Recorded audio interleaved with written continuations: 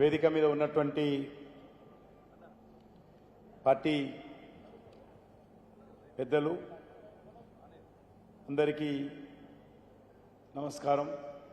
అదేవిధంగా వచ్చినటువంటి వివిధ అసెంబ్లీ నియోజకవర్గాల నుంచి పోలింగ్ బూత్ అధ్యక్షులు పై బాధ్యత కలిగినటువంటి వారందరూ కూడా ధన్యవాదాలు. శాసన మండలి సభ్యులు శ్రీ ఏవిఎన్ రెడ్డి గారు, రాష్ట్ర ప్రధాన కార్యదర్శి ప్రేమేందర్ గారు, జిల్లా అధ్యక్షులు బొక్క నరసింహారెడ్డి గారు, అర్బన్ జిల్లా అధ్యక్షులు సామ రంగారెడ్డి గారు, మన యొక్క వికారాబాద్ సంబంధించినటువంటి మాధవరెడ్డి గారు, చేవెళ్ళ మాజీ శాసనసభ్యులు, ఇటీవల భారతీయ జనతా పార్టీ అభ్యర్థిగా పోటీ చేసినటువంటి కెఎస్ రత్నం గారు, మహేశ్వరం నుంచి పోటీ చేసినటువంటి శ్రీరాములు యాదవ్ గారు, రాజేంద్ర నుంచి పోటీ చేసినటువంటి తోకల శ్రీనివాస్ రెడ్డి గారు, మన షేర్లింగంపల్లి నుంచి పోటీ చేసినటువంటి రవికుమార్ యాదవ్ గారు, ఇంకా వేదిక మీద ఉన్నటువంటి కుప్పు భాష గారు, ప్రకాష్ గారు, పాపేగౌడ్ గారు, ప్రేమరాజ్ యాదవ్ గారు, అంజన్ గౌడ్ గారు, ప్రహ్లాదరావు గారు, కొలని శంకరెడ్డి గారు, ఇంకా క్షమించాలి చాలామంది పెద్దలు ఉన్నారు. మనమందరం ఒక కుటుంబ సభ్యులం కాబట్టి నేను అందరి పేర్లు తీసుకోవడం లేదు. మనకందరికీ తెలుసు, వచ్చే నెల 13వ తేదీన మన తెలంగాణ రాష్ట్రంలో లోక్సభ ఎన్నికలు జరగనున్నాయి. దేశమంతా కూడా 7 ఫేజ్లలో ఎలక్షన్ జరుగుతూ ఉన్నాయి. కానీ సెక్యూరిటీ ఫోర్సెస్ దృష్టిలో పెట్టుకొని అన్ని పోలింగ్ బూతుల్లో ఒకే రోజు పోలింగ్ అయితే కావలసినటువంటి సెక్యూరిటీ ఫోర్సు ఇవ్వలేమన్న దృక్పథంతో ఎలక్షన్ కమిషను 7 ఫేజ్లలో ఎలక్షన్ నిర్వహించేటువంటి సాంప్రదాయం గత అనేక రోజులుగా ఉంది. ఈసారి కూడా 7 ఫేజ్లలో ఎలక్షన్ జరుగుతూ ఉన్నాయి. అందులో మన తెలంగాణ, ఆంధ్రప్రదేశ్ 4th ఫేజ్లో ఎన్నికలు జరగనున్నాయి. మే 13న పోలింగ్ జరిగితే జూన్ 4న ఫలితాలు వస్తాయి. ప్రధానమంత్రిగా జూన్ 8 కానీ 9 కానీ జాతీయ పార్టీ నిర్ణయం మేరకు మన ప్రియతమ నాయకులు నరేంద్ర మోడీ గారు 3వసారి జూన్ 8, 9 కానీ ప్రమాణ స్వీకారం చేయబోతున్నారని సందర్భంగా మని వస్తాను.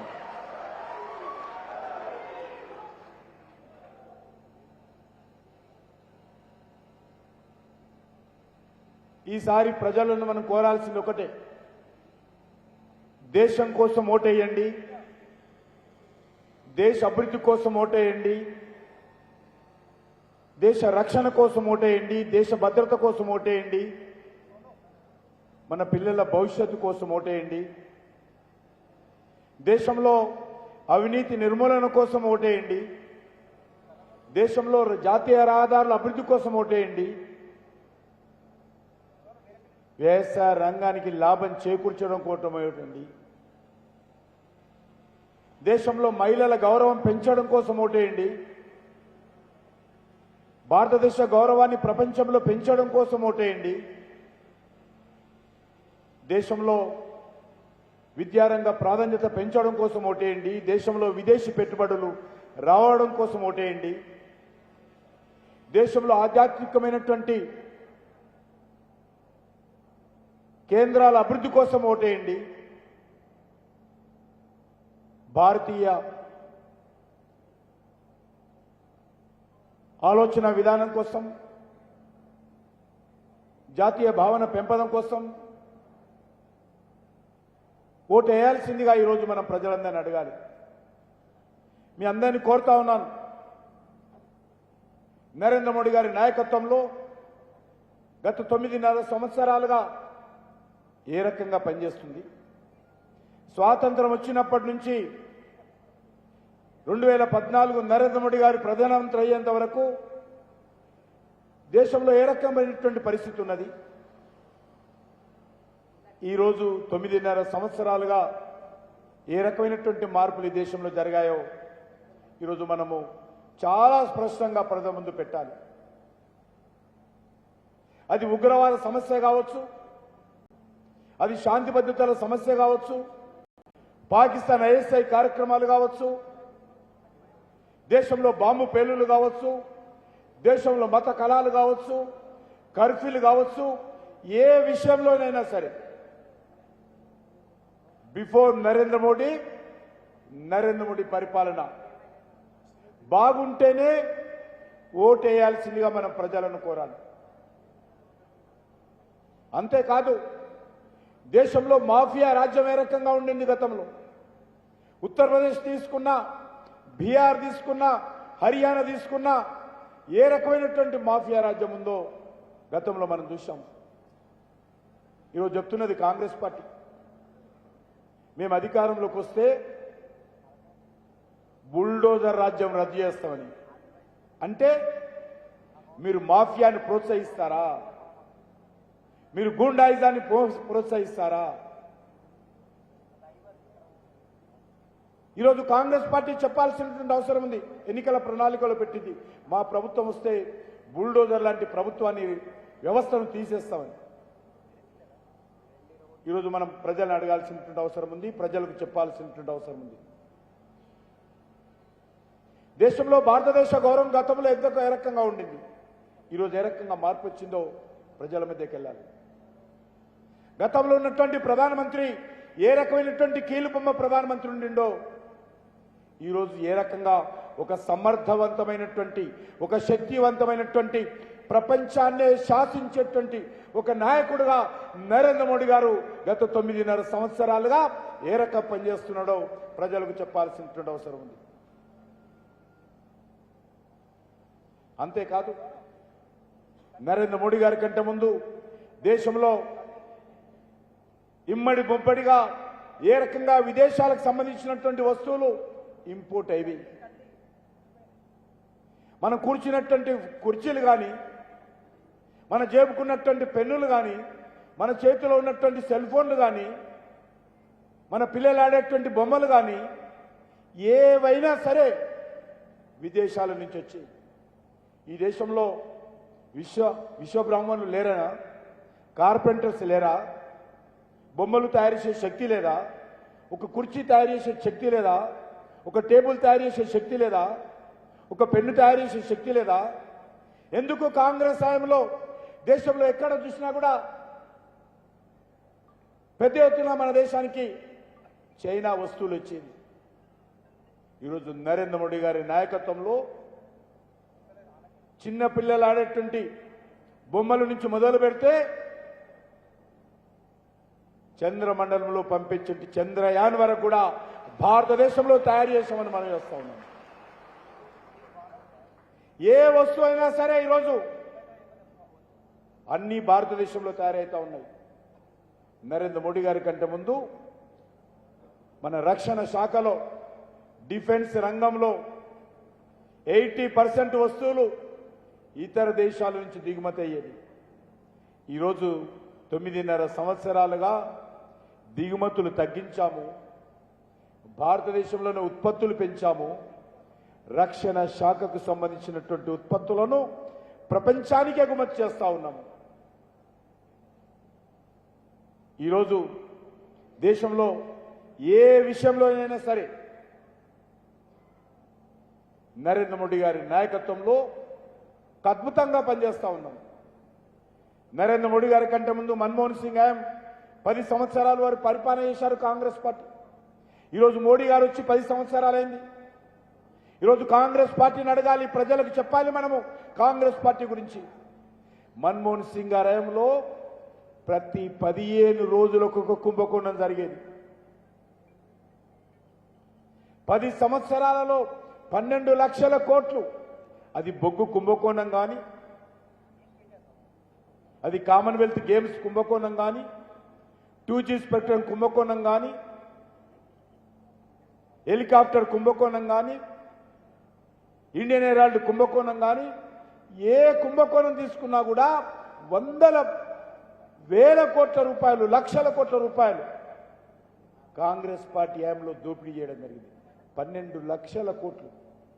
ఈరోజు గర్వంగా ప్రతి భారతీయ జనతా పార్టీ కార్యకర్త ప్రతి ఓటర్ దగ్గరికి వెళ్ళి గుండె మీద చేయి వేసుకొని మా నరేంద్ర మోడీ గారి పాలనలో, మా పార్టీ పాలనలో 9.5 సంవత్సరాలుగా ఒక్క రూపాయి దుర్వినియోగం చేయకుండా నీతివంతంగా పనిచేసినటువంటి ప్రభుత్వము నరేంద్ర మోడీ గారి ప్రభుత్వం. మనల్ని విమర్శించే వాళ్ళు, మన క్రిటిక్స్, మన ప్రత్యర్థులు కూడా నరేంద్ర మోడీ గారి ప్రభుత్వాన్ని, నరేంద్ర మోడీ గారి మంత్రివర్గంలో ఉన్నటువంటి మంత్రులను ఏ ఒక్కరు కూడా అవినీతి పరుడని విమర్శించారు. ఈ రోజు వరకు కూడా అది ఆ క్రెడిట్ ఒక్క భారతీయ జనతా పార్టీకే, నరేంద్ర మోడీ గారికే దక్కుతుందని మనం చేస్తా ఉన్నాం.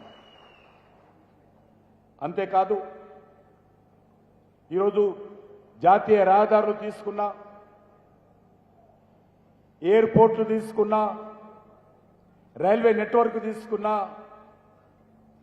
ఏ విషయంలో కూడా నక్కకు నాగలోకు అనుకున్నంత తేడా. కాంగ్రెస్ పార్టీ హయాంలో అభివృద్ధిని పోలిస్తే నక్కకు నాగలోకు అనుకున్నంత తేడా ఈరోజు నరేంద్ర మోడీ గారి ప్రభుత్వంలో కనిపిస్తుంది. ఆర్టికల్ 370 విషయంలో మీకు తెలుసు, భారతీయ జనతా పార్టీ పుట్టిందే ఆర్టికల్ 370కి వ్యతిరేకంగా. 1951లో భారతీయ జనసంఘ్ డాక్టర్ శ్యామప్రసాద్ ముఖర్జీ నేతృత్వంలో మా పార్టీ పుట్టింది. ఆ రోజు మా మొదటి ఉద్యమము పుట్టిందే ఆర్టికల్ 370 వ్యతిరేకంగా. మొదటి ఉద్యమమే ఆర్టికల్ 370 వ్యతిరేకంగా. మా పార్టీ వ్యవస్థాపకులైనటువంటి నాటి భారతీయ జనసంఘ్ అధ్యక్షుడు డాక్టర్ శ్యామప్రసాద్ ముఖర్జీ గారు ఆర్టికల్ 370 వ్యతిరేకంగా జరిగినటువంటి ఉద్యమంలో అరెస్ట్ అయి ఆ రోజు షేక్ అబ్దుల్లా ప్రభుత్వం ఆయన్ను జైల్లో పెట్టడం జరిగింది. జైల్లోనే ఆయన బలిదానం ఇవ్వడం జరిగింది. మా పార్టీ ఆర్టికల్ 370 వ్యతిరేకంగా 1951 నుంచి ఈ రోజు వరకు ప్రతి ఎన్నికల్లో కూడా ఎన్నికల ప్రణాళికలు హామీ ఇస్తా ఉన్నాము. మా ప్రభుత్వం అధికారంలోకి వస్తే ఆర్టికల్ 370 తొలగిస్తామని చెప్పాము. ఏదైతే ఈరోజు జమ్మూ కాశ్మీర్లో ఆర్టికల్ 370 పేరుతో జిన్నా రాజ్యాంగం ఉండిందో, పాకిస్తాన్ ఆదేశాలు పాలించేవారు, అటువంటి జమ్మూ కాశ్మీర్లో జిన్నా రాజ్యాంగాన్ని తొలగించి డాక్టర్ బాబాసాహెబ్ అంబేద్కర్ రాజ్యాంగాన్ని అమలు చేస్తున్నటువంటి చరిత్ర ఈరోజు నరేంద్ర మోడీ గారి ప్రభుత్వాన్ని మనం చేస్తా ఉన్నాం. కాంగ్రెస్ పార్టీ చెప్తుంది, ఏ మాత్రం కాంగ్రెస్ పార్టీకి సిగ్గు లేదు. ఏమంటుంది? మేము మళ్ళీ అధికారంలోకి వస్తే జమ్మూ కాశ్మీర్లో డాక్టర్ బాబాసాహెబ్ అంబేద్కర్ రాజ్యాంగాన్ని రద్దు చేసి అక్కడ జిన్నా రాజ్యాంగాన్ని ప్రవేశపెట్టి ఆర్టికల్ 370 పునరుద్ధరిస్తారు. నేను రాహుల్ గాంధీకి చెప్తా ఉన్నాను, మీ పార్టీ ఆర్టికల్ 370 రద్దు చేస్తే జమ్మూ కాశ్మీర్ ప్రజలు మిమ్మల్ని జమ్మూలో అడుగు పెట్టనివ్వరని సందర్భంగా మనం చేస్తా ఉన్నాం. కాంగ్రెస్ పార్టీ మరింత బరి తెగించి వ్యవహారం చేస్తారు. ఏం చెప్తా ఉన్నారు? ఎన్నికల ప్రణాళికలో లవ్ జివాదు చట్టబద్ధం చేస్తారట. లవ్ జివాదును ఈరోజు ప్రోత్సహించే విధంగా వ్యవహారం నడుపుతామని ఎన్నికల ప్రణాళికలో పెట్టారు. నేను అడుగుతా ఉన్న రేవంత్ రెడ్డి గారిని, తెలంగాణ పోలీస్ శాఖలో కూడా లవ్ జిహాదును రక్షించడం కోసం, ప్రోత్సహించడం కోసం ప్రత్యేక విభాగాలు ఏర్పాటు చేస్తారని అడుగుతా ఉన్నాను. కాంగ్రెస్ పార్టీ ఈ ఎన్నికల ప్రణాళికలో పూర్తిగా డిస్పరేట్తో, నిరాశ నిస్పృహతో ఎన్నికలలో ప్రణాళిక తీసుకొస్తా ఉంది.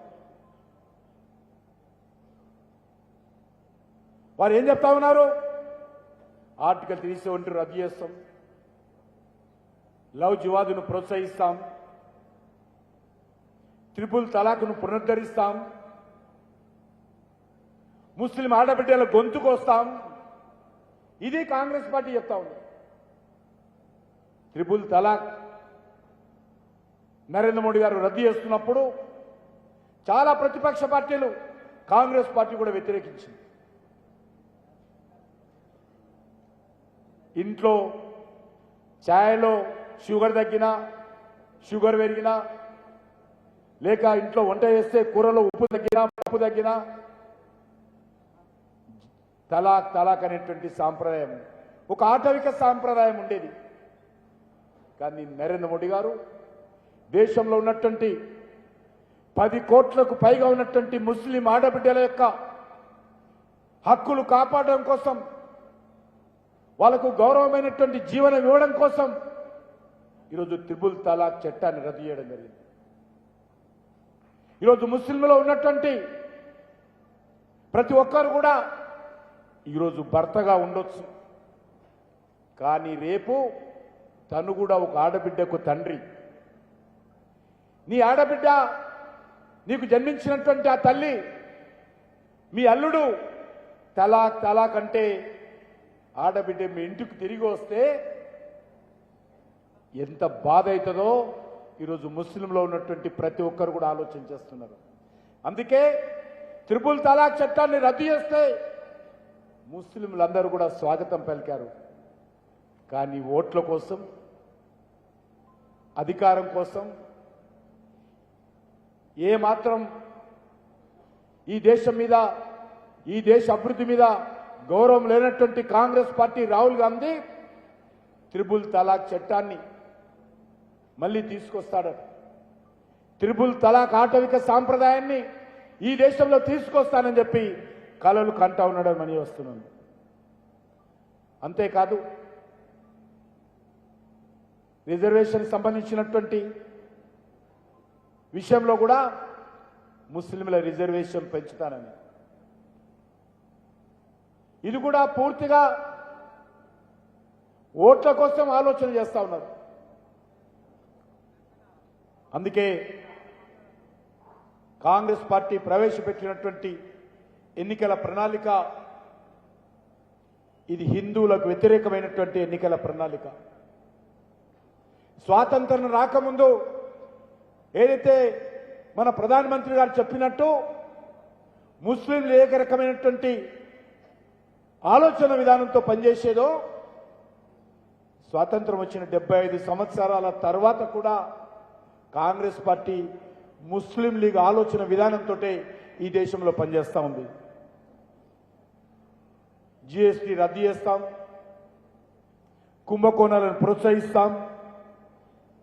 ఈ రకంగా మొన్న వాళ్ళు ఇక్కడ మన పార్లమెంటు నియోజకవర్గంలోనే సభ పెట్టుకున్నారు కాంగ్రెస్ పార్టీ నాయకులు. అనేక రకాల హామీలు ఇచ్చాడు రాహుల్ గాంధీ. రాహుల్ గాంధీ మాట్లాడుతున్నాడు, ఇదే గ్రౌండ్లో, ఇదే తుక్కుగూడలో గత శాసనసభ ఎన్నికల్లో ఏదైతే నేను ప్రకటించానో అద్భుతంగా ఆ గ్యారంటీలన్నీ, కాంగ్రెస్ పార్టీ ఇచ్చినటువంటి హామీలన్నీ కూడా అమలు జరుగుతూ ఉన్నాయి. కాబట్టి నేను మళ్ళీ ఇదే ఈ పవిత్రమైనటువంటి గ్రౌండ్ నుంచి మరికొన్ని హామీలు ఇస్తున్నానని చెప్పాడు. నేను తెలంగాణ సమాజాన్ని ఈరోజు విజ్ఞప్తి చేస్తా ఉన్నాను. ఇదే రాహుల్ గాంధీ అదే తుక్కుగూడ బహిరంగ సభలో తెలంగాణ ప్రజలకు ఇచ్చినటువంటి హామీలు ఏ మాత్రం అమలు జరుగుతూ ఉన్నాయో తెలంగాణ రైతులు ప్రశ్నించాలి కాంగ్రెస్ పార్టీని. గ్యారెంటీలపైన, కాంగ్రెస్ ఇచ్చినటువంటి గ్యారెంటీలపైన తెలంగాణ యువత ప్రశ్నించాలి. కాంగ్రెస్ పార్టీ ఇచ్చినటువంటి గ్యారెంటీలపైన తెలంగాణ మహిళలు ప్రశ్నించాలి. కాంగ్రెస్ పార్టీ ఇచ్చినటువంటి గ్యారెంటీలపైన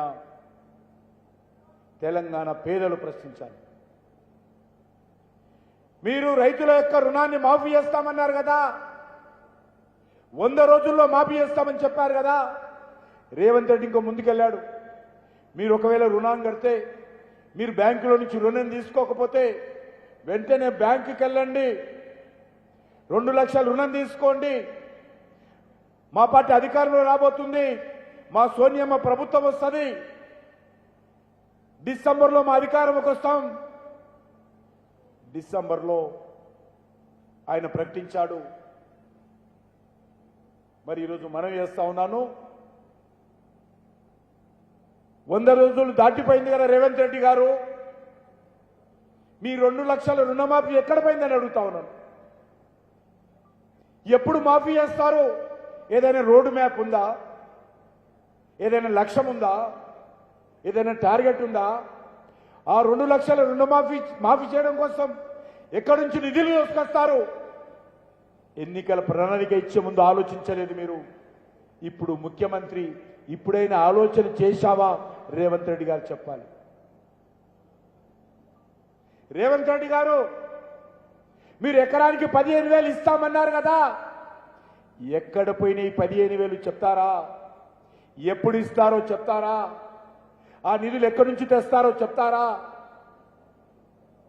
మీరు కౌలు రైతులకు పైసలు ఇస్తామన్నారు కదా, రైతు కూలీలకు 12,000 ఇస్తామన్నారు కదా, ఎక్కడ పోయినా మీ గ్యారెంటీలు అడుగుతా ఉన్నాను. మీరు ధాన్యానికి 500 బోనం ఇస్తామన్నారు కదా క్వింటాలకు, ఏమైంది అడుగుతా ఉన్నాను. ఎందుకంటే ఈరోజు తెలంగాణ సమాజం ప్రశ్నిస్తూ ఉంది కాంగ్రెస్ పార్టీ, తెలంగాణ రైతులు ప్రశ్నిస్తూ ఉన్నారు. పెన్షన్లు ఏమైపోయినాయి? ఏది కూడా ఈరోజు కాంగ్రెస్ పార్టీ జవాబు చెప్పలేదు. ఇప్పుడే చెల్లించాల్సిన పని లేదు కాబట్టి బస్సులు పెట్టారు. బస్సులలో తిరగండి, ఇదే ఇందిరమ్మ రాజ్యం. బస్సులలో తిరగండి, ఇదే సోనియమ్మ రాజ్యం. బస్సులలో తిరగండి, ఇదే కాంగ్రెస్ పార్టీ రాజ్యం. బస్సులలో తిరిగితే మీ అప్పు మాఫీ అయిపోయింది అనుకోండి. బస్సులలో తిరిగితే ఇదే ఎకరానికి 15,000 అనుకోండి. బస్సులలో తిరిగి ఇదే మహిళలకు నెలకు 2,500 ఇచ్చామనుకోండి. బస్సులలో తిరిగి ఇదే ధాన్యం మీద 500 బోనస్ అనుకోండి. సోనియమ్మ రాజ్యం అంటే, కాంగ్రెస్ పార్టీ గ్యారంటీలు అంటే ఏంటో అర్థం చేసుకోండి. ఈరోజు నేను ముందు చెప్పాను, మేము మా పార్టీ అధికారంలోకి వస్తే ఆర్టికల్ 70 తొలగిస్తామన్నాము. అది మోడీ గారి గ్యారంటీ. మోడీ గారి గ్యారంటీ అంటే గ్యారంటీలను అమలు చేసే గ్యారంటీయే మోడీ గారి ప్రభుత్వం నడుపుతుంది. 500 సంవత్సరాలుగా 500 సంవత్సరాల క్రితము నా దేశం మీద దాడి చేసినటువంటి దురాక్రమణదారుడు బాబర్ అయోధ్యలో రామ మందిరం కూల్చివేసి వివాదాస్పదం కట్టడం జరిగింది. ఆ తర్వాత అనేక మంది రాజులు వచ్చారు, అనేక ఉద్యమాలు జరిగాయి. సాధువులు, సన్యాసులు, ఋషులు, మహానుభావులు, హిందూ భక్తులు, రామ భక్తులు అనేక పోరాటాలు చేశారు. వేలాది మంది చనిపోయారు. కానీ అయోధ్యలో రామ మందిర నిర్మాణం జరగల. బ్రిటిష్ వాళ్ళు వచ్చారు. వచ్చిన తర్వాత కోర్టులో జరిగింది కేసులు. 200 సంవత్సరాలు పరిపాలించారు. రామ భక్తులు 200 సంవత్సరాలు పోరాటం చేశారు. కానీ బ్రిటిష్ వాళ్ళ హయాంలో కూడా న్యాయం జరగలేదు, రామాలయ నిర్మాణం జరగలేదు. స్వాతంత్రం వచ్చింది. సర్దార్ వల్లభాయ్ పటేల్ ఏదైతే విదేశీ దురాక్రమణదారులు ఈ దేశాన్ని ఇస్లామిజం చేయడం కోసం అయితే లక్షలాది దేవాలయాలు ధ్వంసం చేశారో ఆ దేవాలయాన్ని పునరుద్ధరిస్తామంటే ఇదే నెహ్రూ కుటుంబం, ఆనాటి ప్రధానమైనటువంటి జవహర్లాల్ నెహ్రూ సర్దార్ వల్లభాయ్ పటేల్ అడ్డుకున్నాడు. సెక్యులరిజం పేరుతో హిందూ దేవాలయాలు ధ్వంసం చేస్తూ ఉంటే హిందూ దేవాలయాన్ని పునరుద్ధరణ కాకుండా కాంగ్రెస్ పార్టీ అడ్డుకున్నది. కానీ ఆ రోజు హోం మంత్రిగా ఉప ప్రధానమంత్రిగా ఉన్నటువంటి సర్దార్ వల్లభాయ్ పటేల్ ప్రధానమంత్రి మాటను ఖాతరు చేయకుండా అయోధ్యలో సోమనాథ దేవాలయాన్ని, ఉత్తరప్రదేశ్లో అయోధ్య రామ మందిరాన్ని నిర్మాణం చేస్తామంటే దాన్ని కూడా ఒప్పలేదు, రెండింటి కూడా ఒప్పుకోలేదు. చివరకు ప్రధానమంత్రిని లెక్క చేయకుండా తన సొంత రాష్ట్రమైనటువంటి గుజరాత్లో సర్దార్ వల్లభాయ్ పటేల్ సోమనాథ మందిరాన్ని పునరుద్ధరించాడు. ఆ రోజు మాట చెప్పాడు, సర్దార్ నీ గుజరాత్లో నువ్వు చేసుకో, కానీ ఉత్తరప్రదేశ్ నాది, ఉత్తరప్రదేశ్లో అయోధ్య మందిరానికి రావద్దు, దాన్ని పునరుద్ధరణ చేయొద్దని ఆ రోజు కాంగ్రెస్ పార్టీ ప్రధానమంత్రిగా ఉన్నటువంటి జవహర్లాల్ నెహ్రూ అడ్డుకున్నాడు.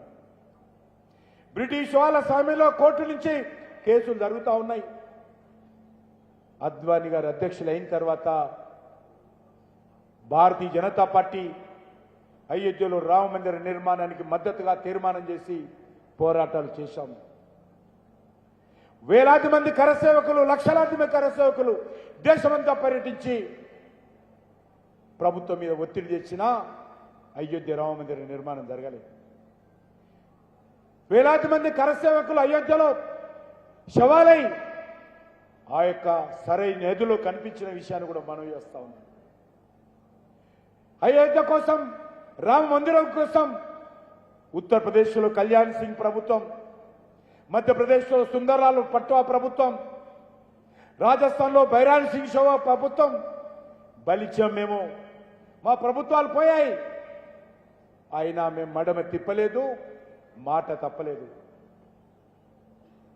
మళ్ళీ నరేంద్ర మోడీ గారు 2014లో హామీ ఇచ్చాడు, లోక్సభలో రాజ్యసభలో మాకు మెజార్టీ వస్తే అయోధ్యలో రామ మందిర నిర్మాణం చేస్తామని చెప్పాము.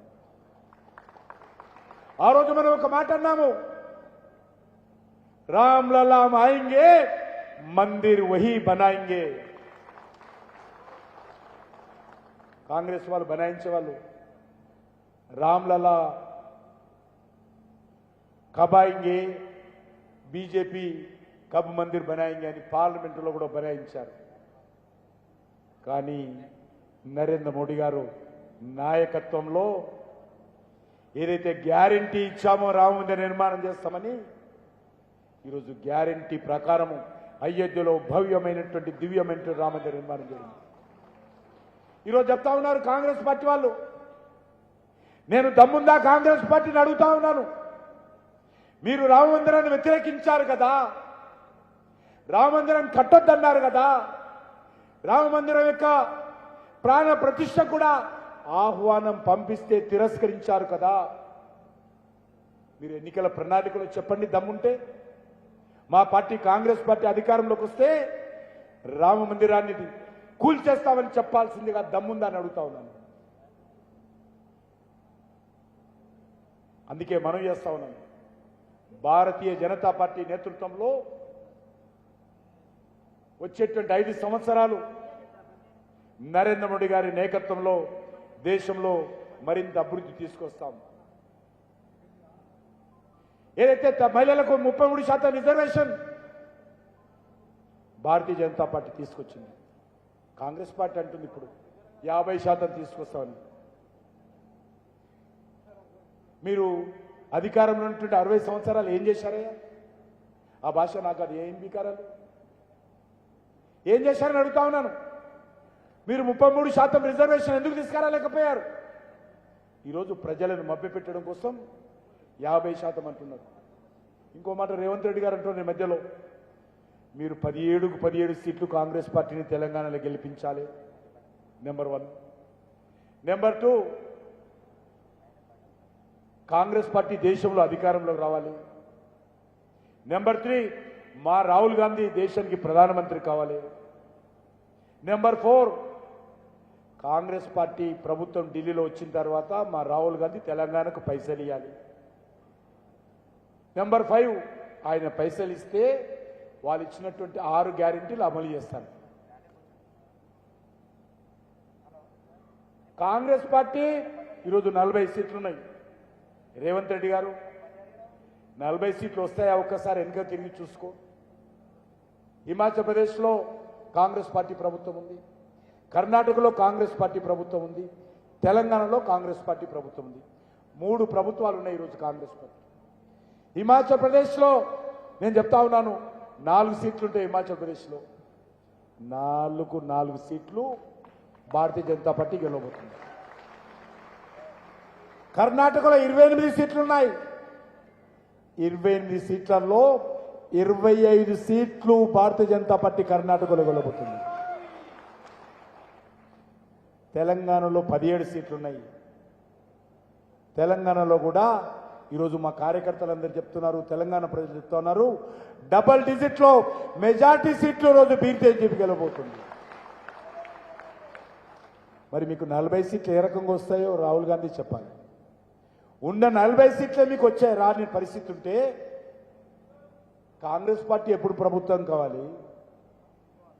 రాహుల్ గాంధీ ఎప్పుడు ప్రధానమంత్రి కావాలి? ఆయన ఢిల్లీ నుంచి ఎప్పుడు డబ్బులు తేవాలి? ఇక్కడ రైతుల రుణమాఫీ ఎప్పుడు కావాలి? ఇక్కడ రైతుల ఎకరానికి 15,000 ఎప్పుడు ఇవ్వాలి? ఇక్కడ రైతులకు సంబంధించినటువంటి ధాన్యం మీద 500 బోనస్ ఎప్పుడు ఇవ్వాలి? ఇక్కడ కౌలు రైతులకు లేకపోతే రైతు కూలీలకు ఎప్పుడు ఆర్థిక సాయం చేయాలి? మా అక్కలకు మా చెల్లెళ్లకు నెలకు 2,400 ఎప్పుడు రావాలి? తెలంగాణ నిరుద్యోగులకు నెలకు 4,000 ఎప్పుడు రావాలో ఈరోజు రేవంత్ రెడ్డి చెప్పాలి. అందుకే తెలంగాణ ప్రజలను కోరుతా ఉన్నాను, ఈ రాష్ట్రంలో కాంగ్రెస్ పార్టీ కేసీఆర్ కుటుంబం ఈరోజు ప్రజలను మభ్యపెట్టేటువంటి ప్రయత్నం చేస్తాం. ఈ 2 పార్టీలు కూడా మోసం చేసేటువంటి పార్టీలే. ఈ 2 పార్టీలు కూడా కుటుంబ పార్టీలే. రాహుల్ గాంధీ అంటున్నాడమన్నా బీజేపీ బి టీం అట. బి టీము మీరు. కేసీఆర్ మీ పార్టీలో పుట్టాడు. కేసీఆర్ మీ పార్టీతో టీఆర్ఎస్ పార్టీ పొత్తు పెట్టుకున్నారు, ఎన్నికల్లో గెలిచారు. ఢిల్లీలో కేసీఆర్ మీ ప్రభుత్వంలో మంత్రిగా పనిచేశాడు, మన్మోహన్ సింగ్ గారి ప్రభుత్వంలో. ఇక్కడ హరీష్ రావు మంత్రిగా పనిచేశాడు రాజశేఖర్ గారి ప్రభుత్వంలో. మొన్న రాజ్యసభ ఎన్నికల్లో మీ పార్టీ కంటే కాంగ్రెస్ పార్టీకి కేసీఆర్ ఎన్నికల్లో రాష్ట్రపతి ఎన్నికల్లో ఓట్లేశాడు. ఎవరు పీఠం అడుగుతా ఉన్నాను. ఇదే టీఆర్ఎస్ పార్టీని ఏ పార్టీలో మీరు చేస్తామని చెప్పారు? కాంగ్రెస్ పార్టీలో. ఎవరు పీఠము? మరొకటి అడుగుతా ఉన్నాను, రాజశేఖర్ రెడ్డి గారు ముఖ్యమంత్రిగా ఉంటే టీఆర్ఎస్తో గెలిచినటువంటి ఎమ్మెల్యేలను కేసీఆర్ కాంగ్రెస్కు పంపించి కాంగ్రెస్ ప్రభుత్వానికి అండగా పటిష్టం చేయడం కోసం ప్రయత్నం చేశారు. మొన్నటి వరకు కేసీఆర్ ముఖ్యమంత్రిగా ఉంటే కాంగ్రెస్ ఎమ్మెల్యేలందరూ కూడా టీఆర్ఎస్లో చేరి బీఆర్ఎస్లో చేరి కేసీఆర్కు మద్దతు ఉండే విధంగా కాంగ్రెస్ పార్టీ వాళ్ళ ఎమ్మెల్యేలందరూ కూడా బీఆర్ఎస్కు పంపించింది. ఈరోజు మళ్ళీ తెలంగాణలో కాంగ్రెస్ పార్టీ అధికారంలోకి వస్తే ఈరోజు బీఆర్ఎస్ ఎమ్మెల్యేలందరూ కూడా కాంగ్రెస్కు పంపించి రేవంత్ రెడ్డికి మండగా కాంగ్రెస్ పార్టీ ఆ ప్రభుత్వానికి అండగా ఉండే విధంగా ఈ 2 పార్టీలు కూడా దొంగ నాటకాలు ఆడుతూ ఉన్నారు. ఈ 2 పార్టీలు కూడా మభ్య పెడతా ఉన్నారు. ఇవి దొందే. ఈ 2 పార్టీల డిఎన్ఏ ఒకటే. ఈ 2 పార్టీలు కూడా నానానికి బొమ్మ బొరుసు లాంటి పార్టీలు. ఈ 2 పార్టీలు కూడా ఒకే తాను ముక్కలే. అందుకే ఈరోజు మనం చేస్తా ఉన్నాను, ఈ రాష్ట్రంలో బీఆర్ఎస్ ప్రభుత్వం పోవడానికి 10 సంవత్సరాలు పట్టింది, కానీ కాంగ్రెస్ పార్టీ పోవడానికి 5 సంవత్సరాలు కూడా పడుతుందో లేదో. కాబట్టి భారతీయ జనతా పార్టీ కార్యకర్తలుగా ఈ రాష్ట్రంలో, ఎందుకంటే బీఆర్ఎస్ పార్టీ నిన్నటి పార్టీ, వచ్చేటువంటి పార్లమెంట్ ఎన్నికల్లో తెలంగాణలో ఏ సీట్లో కూడా బీఆర్ఎస్ పార్టీకి ఎంపీ సీట్లలో డిపాజిట్ వచ్చే అవకాశం కూడా లేదు. డిపాజిట్ కూడా వచ్చే అవకాశం లేదు.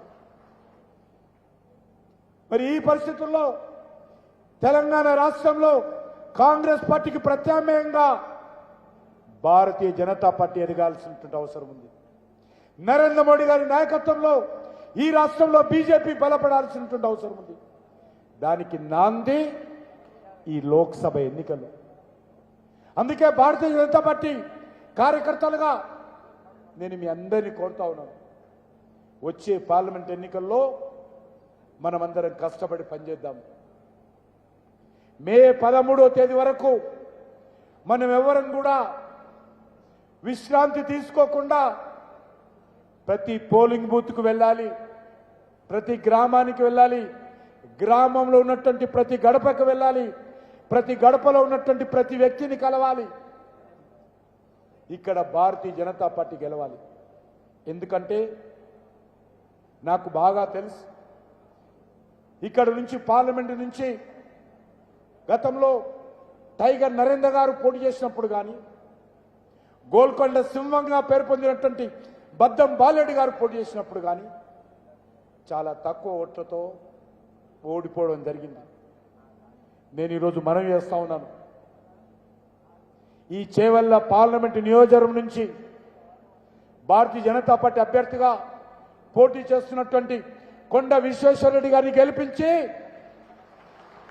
టైగర్ నరేంద్ర ఆత్మకు, గోల్కొండ సింహమైనటువంటి బద్దం బాలెడి ఆత్మకు శాంతిని చేకూర్చాల్సిందిగా మీ అందరినీ కోరుతా ఉన్నాను.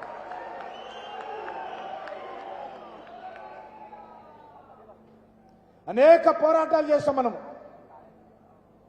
అనేక ఉద్యమాలు చేశాము. కానీ ఆ రోజు మజ్లిస్ పార్టీ మనల్ని గెలవకుండా కాంగ్రెస్ పార్టీతో కుమ్ముక్కై మనల్ని ఓడించారు. కానీ ఈరోజు ఆ కసి ఇంకా మనలో ఉంది. ఖచ్చితంగా వచ్చేటువంటి 13 జరిగినటువంటి ఎన్నికల్లో ఈ చేవెళ్ల నుంచి బీజేపీ అభ్యర్థిని గెలిపించి ఆ యొక్క మజ్లిస్ పార్టీ, కాంగ్రెస్ పార్టీ చేసినటువంటి కుట్రలను ఈరోజు మనం ఛేదించి మనం ఇక్కడ గెలవాల్సిన అవసరం ఉంది. చేవెళ్ల గడ్డ మీద బీజేపీ జెండా పాతాల్సిందిగా నేను మీ అందరినీ కోరుతా ఉన్నాను. నేను కార్యకర్తలకు ఒక మనవి చేస్తా ఉన్నాను, మీరు చేవెళ్లని గెలిపిస్తే, మీరు చేవెళ్లలో బీజేపీ జెండా పాతితే ఒకటి హామీ ఇస్తున్నాను, ఒక్క సీటు కూడా టీఆర్ఎస్ పార్టీ, బీఆర్ఎస్ పార్టీ గెలవదు. డబల్ డిజిట్ సీట్లు వస్తాయి, డబల్ డిజిట్ సీట్లు వస్తాయి. 2028లో మీరు చేవెళ్ల నుంచి ఎంపీ గెలిపిస్తే 2028లో తెలంగాణ అసెంబ్లీ మీద జెండా ఎగరేసేటువంటి బాధ్యత మోడీ గారిదని సందర్భంగా మనం చేస్తున్నాం. నరేంద్ర మోడీ గారు చెప్పారు, కిషన్ నువ్వు డబల్ డిజిట్లో సీట్లు తెస్తే 2028లో జరిగేటువంటి శాసనసభ ఎన్నికల్లో మన ప్రభుత్వాన్ని తెచ్చే బాధ్యత, తెలంగాణ ప్రజల మద్దతు కూడగట్టేటువంటి బాధ్యత, తెలంగాణ అభివృద్ధి చేసేటువంటి బాధ్యత, తెలంగాణ కష్టాలు తీర్చేటువంటి బాధ్యత, తెలంగాణ ప్రజల కంట కన్నీరు తీర్చేటువంటి బాధ్యత నాది అని ప్రధానమంత్రి గారు హామీ ఇచ్చారు. కాబట్టి నేను చేవెళ్ల కార్యకర్తలను కోరుతా ఉన్నాను, కష్టపడి పనిచేద్దాము. మంచి వ్యక్తి, మృదు స్వభావి, ఎవరికి హాని చేయని వ్యక్తి, చిన్న పిల్లాడి లాంటి మనస్తత్వము, మంచి రైతు బిడ్డ, తెలంగాణ ఉద్యమకారుడు, నీతికి నిజాయితీకి ప్రతిబింబమైనటువంటి కొండ విశ్వేశ్వరరెడ్డిని ఇక్కడి నుంచి మనం గెలిపించాల్సినటువంటి బాధ్యత ఉంది.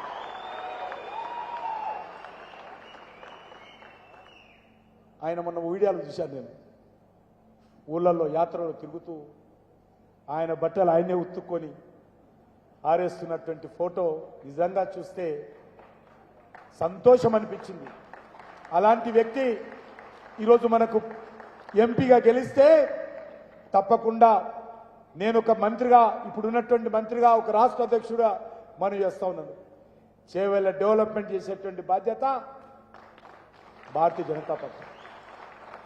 హైదరాబాద్ చుట్టూ ఎక్కడైనా చూడండి, హైదరాబాద్ చుట్టూ ఎక్కడైనా చూడండి, కానీ హైదరాబాద్ చుట్టూగా ఉన్నటువంటి నా వికారాబాద్ కానీ, నా పరిగి కానీ, నా తాండూరు కానీ ఏ రకంగా వెనుకబడిందో మనకు తెలుసు. ఈరోజు అనేక రకాల రైల్వే నెట్వర్క్ నరేంద్ర మోడీ గారి ప్రభుత్వము ఈ ప్రాంతంలో డెవలప్మెంట్ చేస్తూ ఉన్నాం. కొత్త రైల్వే ప్రాంతంలో తీసుకొస్తా ఉన్నాం. అంతేకాదు నా టూరిజం మినిస్ట్రీ తరఫున అనంతగిరి వెంకటేశ్వర స్వామి గుడి దగ్గర కూడా 100 కోట్ల రూపాయలతో అనంతగిరి ఒక పర్యాటక ప్రాంతంగా అభివృద్ధి చేయడం కోసము మంజూరు చేశాను. స్వయంగా ప్రధానమంత్రి గారే వర్చువల్ గా ప్రారంభించడం జరిగింది. అనంతగిరి హిల్స్ కు రానున్న రోజుల్లో హైదరాబాద్ నుంచి ప్రతిరోజు వేలాది మంది పర్యాటకులు వచ్చే విధంగా తీర్చిదిద్దేటువంటి బాధ్యత నాది అని సందర్భంగా వహిస్తాను. కాబట్టి మీకు అందరినీ కోరుతా ఉన్నాను, ఈ యొక్క ఎన్నికల్లో మన అందరము కష్టపడి పనిచేయాల్సినటువంటి అవసరం ఉంది. కాంగ్రెస్ పార్టీ మనం చెప్పింది, కాంగ్రెస్ పార్టీ అధికారంలోకి వస్తే ఎవరైనా ఎమ్మెల్యేలు పార్టీ ఫిరాయిస్తే ఆ ఎమ్మెల్యేల సభ్యత్వం రద్దయ్యే విధంగా పార్టీ ఫిరాయింపుల చట్టాన్ని మరింత శక్తివంతం చేస్తామని చెప్పారు. రాహుల్ గాంధీకి సిగ్గుందాలే, నువ్వు ఏ వేదిక మీద అయితే మాట్లాడావో, నీ వేదిక నుంచి ఉపన్యాసం ఇచ్చావో, ఆ వేదిక మీద బీఆర్ఎస్ గుర్తు మీద గెలిచినటువంటి ఎమ్మెల్యేలను చంకన కూర్చునబెట్టుకొని ఈరోజు పార్టీ ఫిరాయింపుల చట్టం గురించి మాట్లాడుతూ ఉన్నాడు రాహుల్ గాంధీ. కాబట్టి ఈ రాష్ట్రంలో ఎవరు ఏ పార్టీలో ఉంటారో తెలియని పరిస్థితి ఉన్నది. Congress party, BRS party, Nehru కుటుంబము, కేసీఆర్ కుటుంబము వీళ్ళు దేశాన్ని, తెలంగాణను దోచుకున్నారు. కాంగ్రెస్ పార్టీ ఏ రకంగా తెలంగాణను దోచుకుందో మనకు తెలుసు. బీఆర్ఎస్ పార్టీ 10 సంవత్సరాలు ఏ రకంగా దోచుకుందో మనకు తెలుసు. కేసీఆర్ కుటుంబము తెలంగాణను దోచుకున్నది సరిపోక ఢిల్లీకి వెళ్ళి అక్కడ ఉన్నటువంటి ఆపు ప్రభుత్వంతో కలిసి అక్కడ బీరు బ్రాండీ వ్యాపారం చేసి ఢిల్లీలో కూడా అవినీతికి పాల్పడి ఈరోజు జైల్లో ఉన్న విషయాన్ని సందర్భంగా మనం చేస్తాం. వీళ్ళు ఈరోజు నీతులు చెప్తున్నారు మనకు. నరేంద్ర మోడీ గారు అట్లా, నరేంద్ర మోడీ గారు ఇట్లా.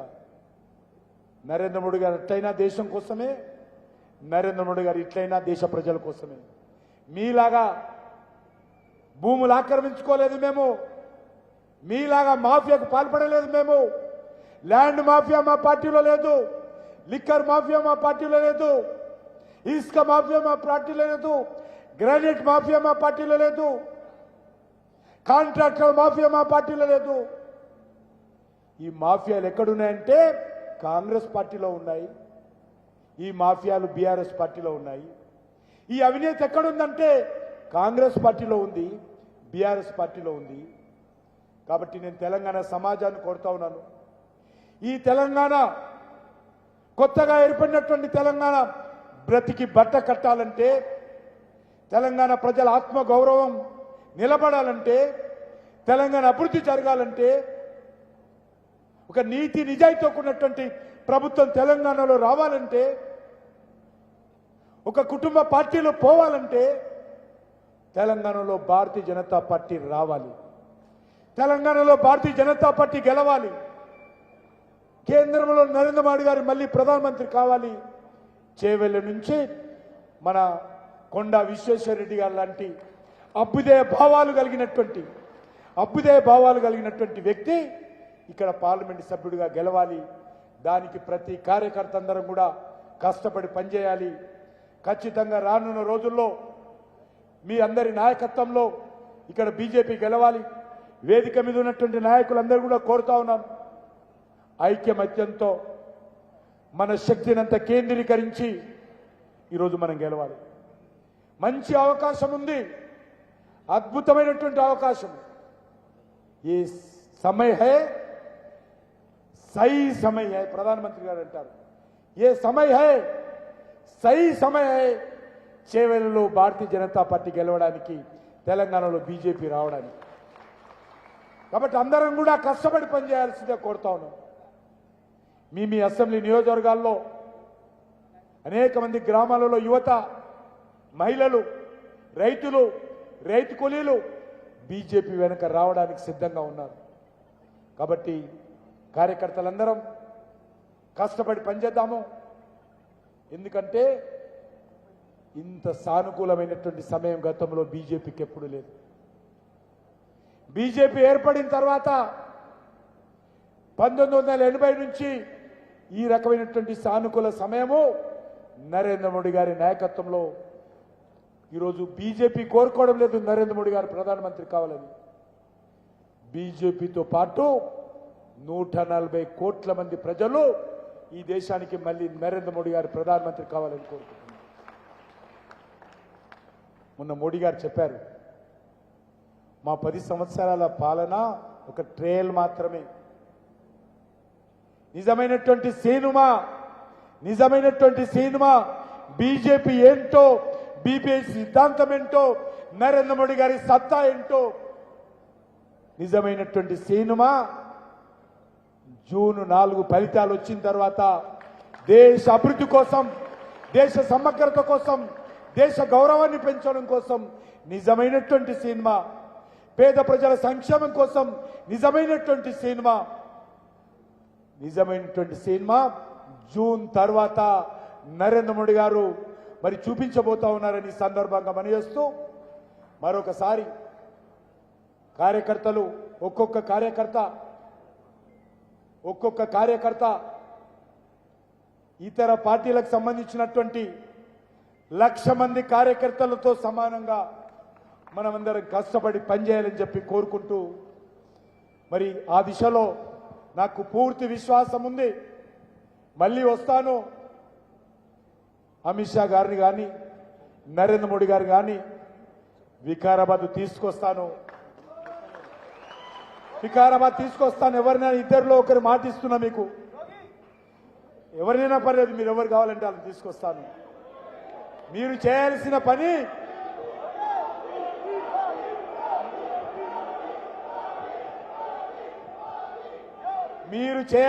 నాకు ఒకటే, అన్ని గ్రామాలలో కూడా కమిటీలు ఏర్పాటు చేయాలి. అన్ని గ్రామాలలో కూడా అన్ని వర్గాల ప్రజల మద్దతు కూడా కట్టాలి. వికారాబాద్ లో 1,00,000 మందితో మీటింగ్ పెట్టాలి. దానికి మీరు సిద్ధమా? నేను కూడా సిద్ధమే. మోడీ గారు కానీ, అమిత్ షా గారు కానీ, యోగిని గారు కానీ తీసుకొస్తానని చెప్పి మనవేస్తూ సెలవు తీసుకుంటున్నాను.